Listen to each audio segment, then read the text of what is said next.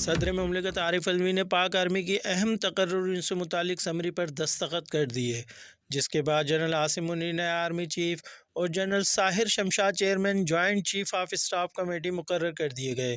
General Asim Munir پہلے army chief ہیں جو ملٹری انٹیلیجنس ISI کے سربراہ اور اعزازی شمشیر یافتہ ہیں۔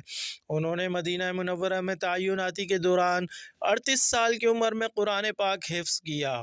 صدر مملکت عارف علوی اور وزیر اعظم شہباز شریف سے آرمی چیف اور chairman joint chief of staff committee نے ایوان صدر اور وزیر اعظم ہاؤس میں الگ الگ ملاقاتیں کیں۔ وزیر اعظم نے دونوں کو مبارکباد پیش کی۔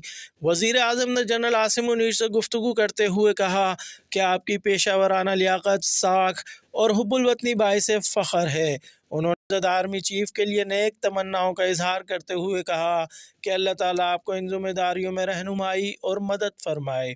جنرل سید عاصم منیر نے وزیر اعظم کا شکریہ ادا کیا۔